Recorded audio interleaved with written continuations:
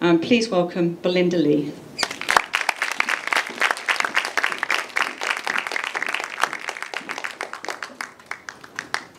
Thank you, Julie.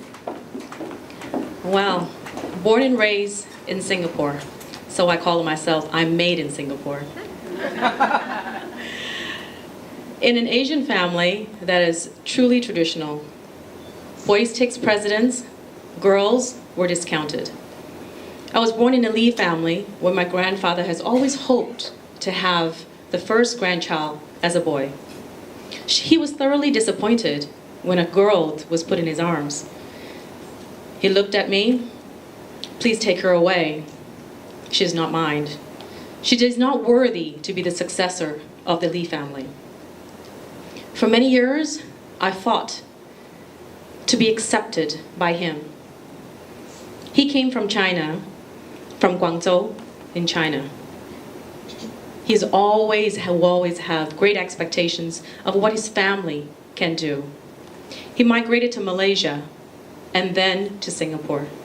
Self-made millionaire in the timber business. For a man who doesn't have much education, for a man who took the cargo train from Guangzhou to Hong Kong with his sister of 13 years old. So for him, of course, his next generation has to be succeed by a true boy, a true man, a true Mr. Lee. So many years I had to fight to be accepted. I looked at him, smiled at him. I worked harder than any of the grandchildren he had. Finally, he had me sit next to him in his business dealings. So from a very young age, I understand how the business goes in the Asian world.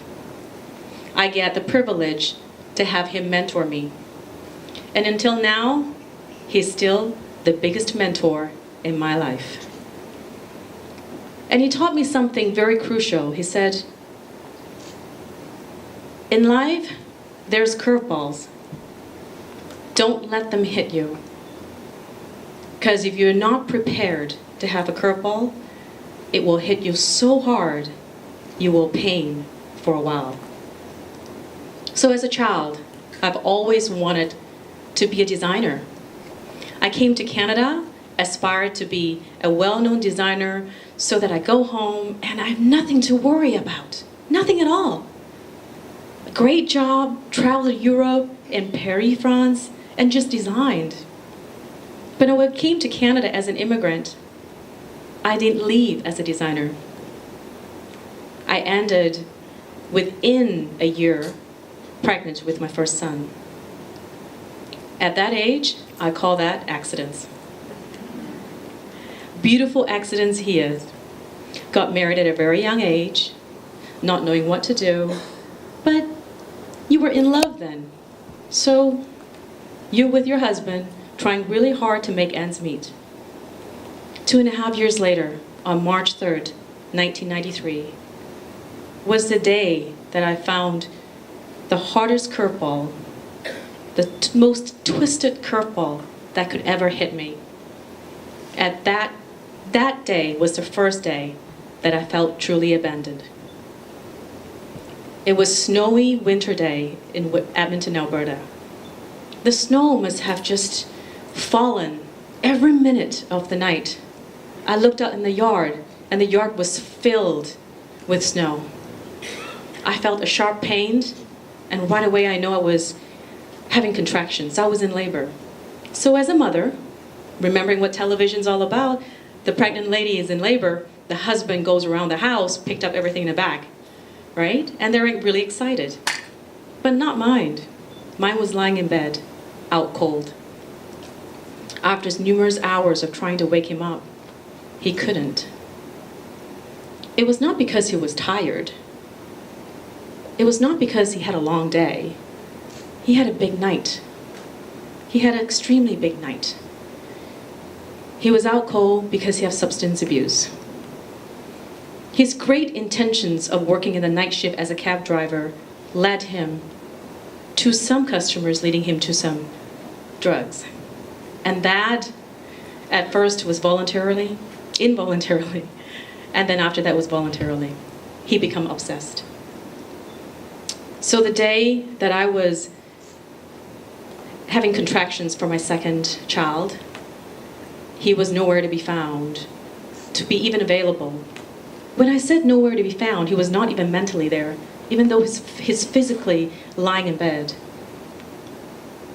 Downstairs was a 2.5-year-old little boy, not knowing what to expect next. In my mind, I said, put clothes on him, winter clothes, pat him up, 3 layers, gloves, boots, hats, whatever you can find, wrap him up. I put up the courage and I did that. He thought that we were going out to play snow angels. He had no expectation of what kind of journey we were about to endure. We were about to walk to the hospital while I'm in contractions having that. It was a tough day. As he was all geared up, ready to go, I opened the front door. My body wants to go really badly. I was in pain. My mind was stopping me from moving. My mind wasn't strong enough. It was filled with fear, filled with the unknown. And it was Benjamin, my son, 2.5 years old, holding my hand, and he led me through the front door, into the cold, into the blizzard. There, together with him, I walked to the hospital. Unexpected? Absolutely. Was it a curveball? For sure. Did I expect it? Absolutely not. Because the adult that I had relied on is still in bed. So sometimes life is a funny thing. We never expect that to happen. I never expect that to happen. I expected a complete family. I expected to be living comfortably, having 2 cars, a vacation home. Did I have that? No. The journey to the hospital made me think of true abandonment from people that you love. We came to this world expecting the most beautiful things in life. Sometimes we don't have it. And I travel so many cities and around the world, and I hear this all the time. I can't do that because I'm just not you. Or, that's my life. That's my circumstances. That's my destiny.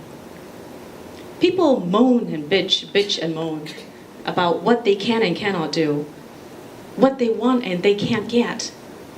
But the truth is, our life lies on the palms of our beautiful hands. We decide where we want to go. We decide how far we want to take ourselves. We decide whether we can or cannot do anything. If we say we can, then we can. If we say we can't, trust me, we're not even close to our destination. A few months after my second was born, he left us. He said, I can't deal with this family thing anymore. As much as he can't deal with the family thing, neither can I. But what did he do? He steps out of the door and I will never see him again. I have 2 beautiful children. And I looked at them, big brown eyes, and I said to myself, what the heck am I gonna do? Foreign country, always expected a beautiful life. I didn't get that. Did my life turn 180 degrees? Absolutely. Did I plan it? Absolutely not. Cried myself to sleep every night, thinking to myself, how am I going to raise these kids? How? Under minimum wage, scrambling to try to put food on the table. It's tough. Let me tell you, life's tough sometimes. One morning, as my eyes were red, puffy, from crying the night before, thinking, I don't know how I'm going to pay this bill. I have no idea. I don't know what I can sell to pay the bill. There's no more change under the couch. Nothing. I felt a little hand on mine, and it was really early in the morning, and I thought, who would have been waking up by then? He was stroking with his tender fingers. I looked over, it was Benjamin, my son. And he said, "Mommy?" I turned around and looked at him. "Yeah, hun?" He said, "Mommy, I love you." That little boy saved me the second time around. That little boy who had the same cereal every day for months, who was wearing secondhand clothing from Value Village at 50 cents a piece. Once he's done wearing, I can actually give it to my daughter to wear. I still remember, they look at pictures and goes, "How come she has the same shirt I do?" And I said, "Oh, that's the trend, honey." That little boy gave me a lot of strength. And those 3 words turned into another 3 words for me. Don't give up. I want to leave you guys this, is that in life, there are 3 powerful gifts that we all have. Number 1, power of choice. We all have choices in life to make our lives better. Number 2, the power of change. As much as we hate to be uncomfortable, as much as we hate changes because the society trains us to have a very regular routine life, change is very good for us. Number 3, the power of the mind. The mind is a powerful thing. What we want to do is all in the head. All in the head. And the power, the mental strength that one can have to take you from point A to point B is strength and strong. Utilize that. We all have it. But nowadays, people get too comfortable and they think it's too hard to change, and my mind's not strong enough. Take a look at it, all of us. It's in us. So, this is my motto for life. If I fall down, again, I better fall on my back. Because if I can look up, I can get up. Thank you very much.